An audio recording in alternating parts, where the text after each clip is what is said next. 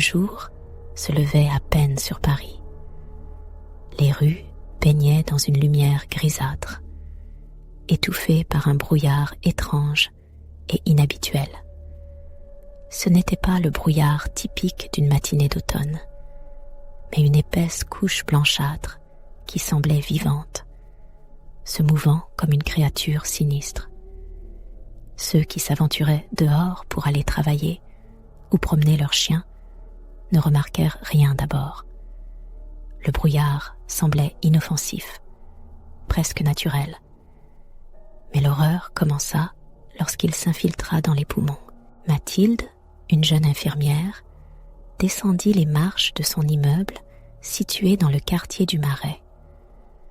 Elle avait passé une nuit difficile à l'hôpital et son seul souhait était de rentrer chez elle, prendre une douche et se plonger dans un sommeil réparateur.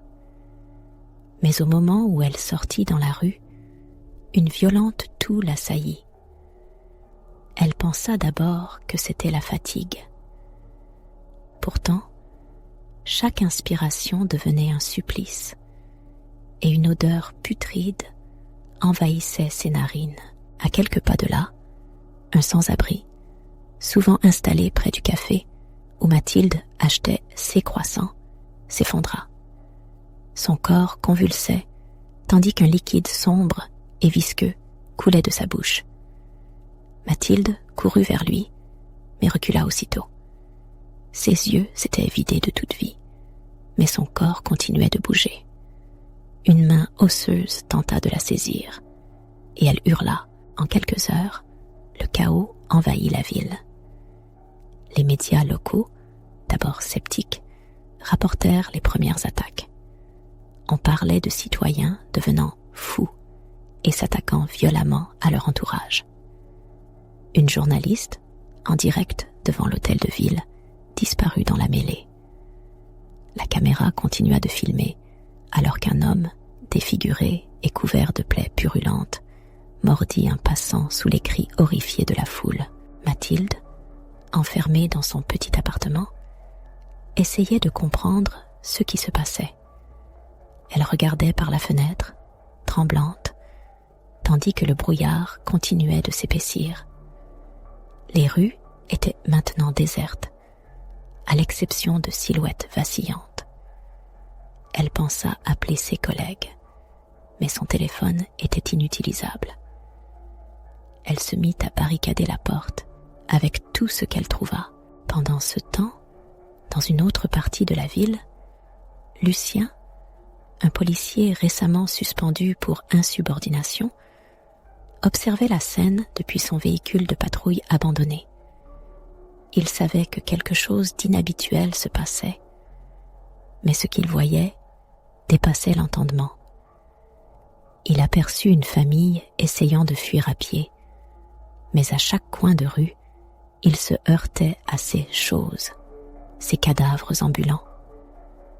Lucien hésita un instant, puis décida de sortir pour les aider. C'était sa première erreur. Le soleil, voilé par le brouillard, se couchait sur une ville silencieuse. Un silence étrange, oppressant, ponctué par des cris lointains qui résonnaient dans les rues vides. Mathilde s'était réfugiée dans la petite pièce qui lui servait de chambre. Elle tremblait de peur, mais l'instinct de survie prenait le dessus. Elle avait barricadé la porte principale et toutes les fenêtres avec des meubles, mais le sentiment d'insécurité persistait. 6 choses dehors. Elle semblait sans fin. De l'autre côté de la ville, Lucien avait récupéré la famille qu'il avait aperçue. Il s'était réfugié dans une épicerie barricadée. Un homme, sa femme et leur fils de 12 ans. Le garçon pleurait silencieusement et sa mère tentait de le rassurer. Mais son regard vide trahissait sa peur. Lucien tentait de comprendre la situation. « Ce brouillard », murmura-t-il. « Ça a commencé quand il est arrivé. Vous avez vu ça ?» L'homme hocha la tête, visiblement secoué. Ma sœur est sortie ce matin pour aller travailler. Elle a changé. Ça n'a pris que quelques minutes. Lucien ferma les yeux, essayant de rester calme. Il devait garder la tête froide, mais une pensée le hantait. Et si c'était seulement le début? Dans l'appartement de Mathilde, une série de coups violents résonna sur la porte d'entrée. Elle sursauta, son souffle se bloquant dans sa gorge. Cela ressemblait à des poings qui heurtaient le bois, mais il y avait quelque chose d'anormal, comme si les mains qui frappaient n'étaient plus tout à fait humaines. Elle attrapa un couteau de cuisine, se demandant si elle avait le courage de s'en servir. « Mathilde !» appela une voix. C'était celle de son voisin, Pierre, un homme d'une quarantaine d'années. « Ouvre, vite, ils arrivent !» Elle hésita. Était-ce vraiment lui ou une de ces choses? La voix était pressante, désespérée. « Mathilde, s'il te plaît !» Après une minute interminable, elle déverrouilla prudemment la porte, laissant entrer Pierre, trempé de sueur et visiblement effrayé. Il referma violemment derrière lui et posa une barre de fer en travers. « Qu'est-ce qui se passe ?» demanda Mathilde, sa voix tremblante. Pierre reprenait son souffle. « Je ne sais pas, mais ce brouillard, il les change. Je l'ai vu. Ma femme, elle est sortie chercher du pain ce matin. Et maintenant, elle... » Il s'interrompit, incapable de continuer. « Il faut qu'on trouve un moyen de sortir d'ici. Mais sortir où ? » Toute la ville semblait envahie par ces monstres. Le brouillard ne se dissipait pas, et les rues grouillaient de silhouettes titubantes, chacune cherchant une proie. Mathilde hocha la tête, mais une voix intérieure lui disait qu'aucun endroit n'était sûr. Pendant ce temps, Lucien préparait un plan d'évasion. On ne peut pas rester ici. Ils finiront par entrer. Il scrutait la rue déserte depuis une fissure dans la barricade. À l'extérieur, des formes humaines, à peine reconnaissables, se déplaçaient lentement. Certaines étaient encore vêtues de vêtements élégants, vestiges d'une vie normale. D'autres n'étaient plus que des carcasses à moitié décomposées. La mère du garçon s'accrocha au bras de Lucien. « Où pourrions-nous aller ?» demanda-t-elle. Lucien hésita. « Il y a un commissariat à quelques rues d'ici. S'il reste encore des vivants quelque part, ce sera là. » L'homme secoua la tête. « Vous voulez qu'on traverse ça ? C'est un suicide. » Lucien n'avait pas de réponse. Mais rester ici n'était pas une option. Dans l'obscurité montante, Mathilde et Pierre décidèrent aussi de tenter leur chance. Ils réunirent ce qu'ils pouvaient. Quelques provisions, des couteaux et une lampe torche. Le silence dans l'appartement était lourd, interrompu uniquement par les bruits étranges provenant de l'extérieur. Quand on ouvre cette porte, on ne regarde pas derrière. Compris ? Murmura Pierre.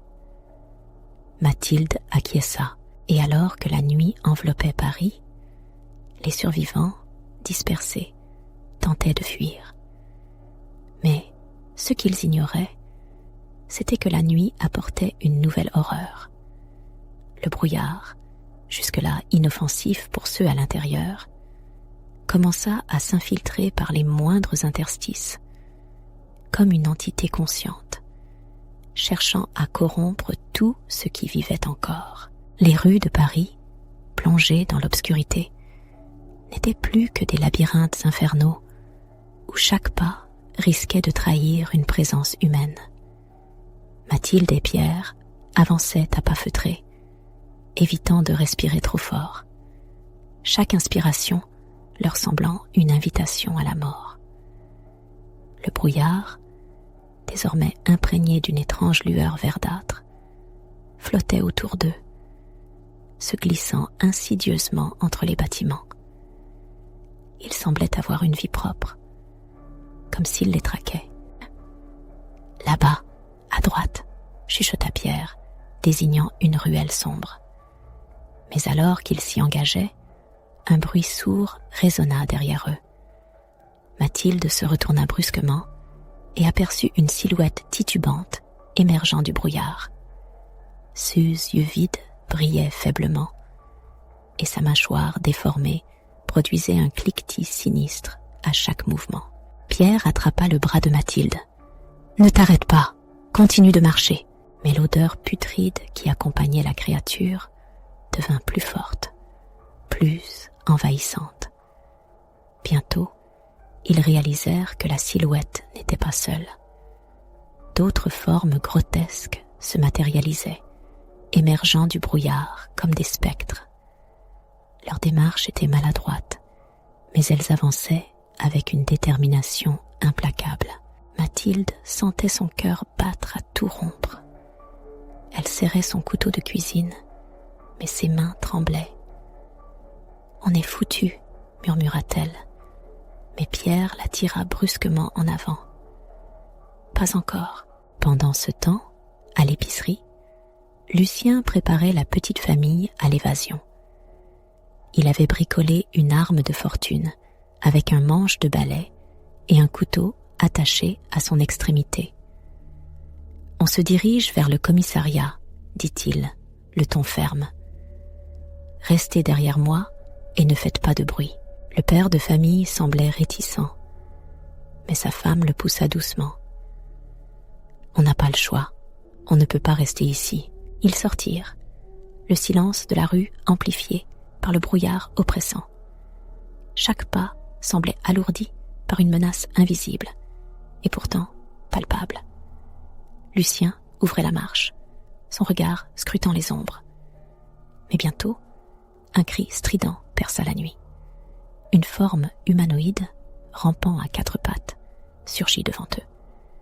Elle n'avait plus de peau sur une grande partie de son corps, et sa tête se tournait à des angles impossibles.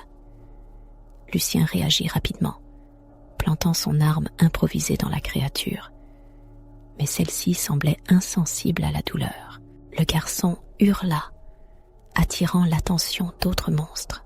« Cours !» cria Lucien, repoussant la créature avec toutes ses forces. La famille s'élança dans la rue, mais les monstres affluaient de toutes parts, comme attirés par leur peur. Mathilde et Pierre, eux, parvinrent à s'abriter dans une vieille église délabrée. La porte en bois massif semblait suffisamment solide pour tenir les créatures à distance, mais Pierre savait que ce n'était qu'une question de temps. « On ne tiendra pas ici longtemps, » dit-il en inspectant les lieux. L'église, bien qu'abandonnée, semblait empreinte d'une étrange énergie. Des chandeliers renversés et des vitraux brisés témoignaient de l'agitation récente. Mathilde s'approcha de l'autel, où un livre ouvert reposait, ses pages jaunies par le temps. Des mots en latin y étaient inscrits, mais ce qui attira son attention, c'était une illustration représentant une figure encapuchonnée, enveloppée de fumée. « Ça ressemble au brouillard », murmura-t-elle. Pierre fronça les sourcils. « Qu'est-ce que c'est ?» Mathilde parcourut les lignes du texte, bien que son latin fût rudimentaire. Quelque chose à propos d'un rituel, une malédiction. Ça parle de purifier le mal en détruisant sa source. Pierre secoua la tête. « C'est ridicule. Tu crois que c'est magique, ce qui nous arrive ? Regarde autour de toi, Pierre. Tu trouves ça normal, toi ?» Leur conversation fut interrompue par un bruit sourd. La porte de l'église trembla sous un impact violent. Puis, un autre. « Ils arrivent !» dit Pierre, serrant sa barre de fer. Mathilde, quant à elle, continuait de lire frénétiquement le livre, espérant y trouver une solution. Mais les mots latins restaient obscurs, et le temps leur manquait. Au même moment, Lucien, blessé mais vivant, atteignait enfin le commissariat. La famille n'était plus avec lui. Il s'était perdu dans la panique. Il entra dans le bâtiment déserté, mais l'éclairage vacillant révéla une scène d'horreur. Des corps gisaient partout, certains mutilés, d'autres animés d'une vie grotesque. « Merde !» murmura-t-il en se barricadant à l'intérieur. Pour Mathilde et Pierre, l'église devint leur dernier bastion. Mais alors que la porte cédait sous les assauts des créatures, une lumière vive jaillit de l'autel. Le livre s'embrasa spontanément, et une vague d'énergie se propagea, repoussant les monstres hors de l'édifice. Mathilde tomba à genoux, ébahie. Mais au lieu de se sentir soulagée, un doute l'envahit. Et si cette lumière avait réveillé quelque chose de pire? L'église, plongée dans un silence surnaturel, semblait retenir son souffle après l'explosion de lumière. Les créatures, repoussées par l'énergie, se tenaient maintenant à distance, hésitant à approcher. Pierre, appuyé contre un mur, fixait Mathilde, qui observait le livre carbonisé sur l'autel. « Qu'est-ce qui vient de se passer ?» demanda-t-il, encore sous le choc. Mathilde, encore tremblante, murmura.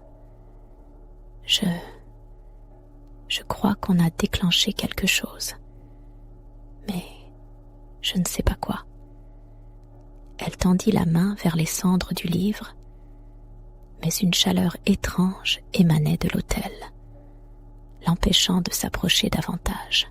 Pierre secoua la tête. « C'est fini, on est piégé ici. Ces choses ne partiront jamais. » Mais Mathilde, malgré la peur qui la paralysait, sentit une force nouvelle naître en elle.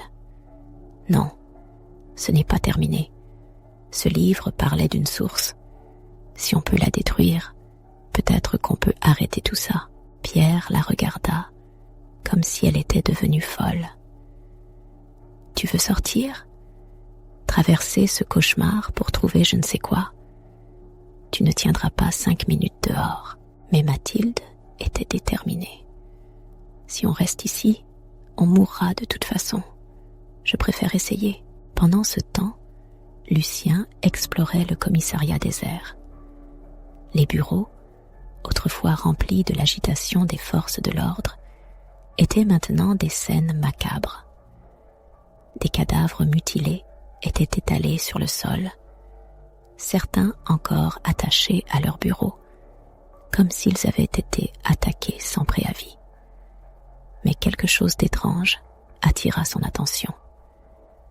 Dans une salle d'archives, une vieille carte de Paris était accrochée au mur, avec des annotations manuscrites. Une zone en particulier était encerclée en rouge, accompagnée de la mention « Origine ». Lucien fronça les sourcils. « L'origine du brouillard ?» murmura-t-il. Cela valait la peine de vérifier. Il récupéra des munitions dans l'armurerie du commissariat et se prépara à sortir, bien que chaque fibre de son être lui criait de rester caché. De retour à l'église, Mathilde et Pierre sortirent prudemment, armés de leurs maigres provisions. La lumière de l'autel avait affaibli les créatures, qui semblaient maintenant errer sans but, comme désorientées. Mathilde tenait une copie déchirée des pages du livre, espérant qu'elle contenait des indices pour trouver la source. La nuit avançait, et le brouillard s'épaississait encore, devenant presque solide par endroits. Chaque pas était un défi, chaque ruelle une embuscade potentielle. Mais les pages du livre semblaient réagir à leur environnement, comme si elles les guidaient. Mathilde suivait leur éclat faible mais constant, Pierre la couvrant avec son arme improvisée. Au même moment, Lucien, guidé par la carte, atteignait les catacombes sous la ville. L'entrée était partiellement obstruée par des débris, mais il parvint à se glisser à l'intérieur. Une fois en bas, il comprit rapidement qu'il n'était pas seul. Le son de pas traînants et de grognements se répercutait sur les murs. Il alluma une lampe torche, révélant un tunnel jonché d'ossements anciens et récents. Pendant leur quête, Mathilde et Pierre arrivèrent également à une entrée secondaire des catacombes, guidés par les pages du livre. « Tu es sûr que c'est une bonne idée ?» demanda Pierre. Mais il n'attendait pas vraiment de réponse. Mathilde se contenta d'un hochement de tête, bien que son cœur battait à tout rompre. Les deux groupes, sans le savoir, se rapprochaient du même point. Dans les profondeurs des catacombes, un ancien autel reposait, entouré de statues grotesques. Une silhouette encapuchonnée se tenait devant, immobile, comme si elle les attendait. Lorsque Mathilde et Lucien pénétrèrent dans la pièce par des entrées opposées, la silhouette se tourna vers eux. Sa voix, rauque et inhumaine, résonna dans l'espace. « Vous pensez pouvoir arrêter ce qui a déjà commencé ? Vous êtes arrivés trop tard. » Une vague de brouillard jaillit de l'autel, enveloppant la pièce. Les statues semblaient s'animer, leurs formes monstrueuses prenant vie. Lucien, sans réfléchir, tira plusieurs balles sur la silhouette, mais elles furent absorbées par le brouillard. Mathilde, elle, lut à voix haute les fragments de texte qu'elle avait mémorisés du livre. La silhouette hurla, comme si chaque mot était une lame qui la transperçait. Mais alors qu'il pensait avoir le dessus, une vérité terrifiante émergea. Le brouillard n'était pas une simple malédiction. Il était une entité consciente, et l'autel n'était qu'un réceptacle temporaire. « Vous ne faites que retarder l'inévitable », murmura la silhouette, avant de disparaître dans une explosion de lumière et de fumée. Alors que le brouillard se dissipait et que les créatures tombaient, immobiles, une sensation de soulagement envahit les survivants. Mais Lucien, observant les ruines de l'autel, murmura « Ce n'était pas la fin, ce n'était que le début. » Mathilde, elle, se tourna vers lui. « Alors, qu'est-ce qu'on fait ?» Lucien lui lança un regard déterminé. « On se prépare.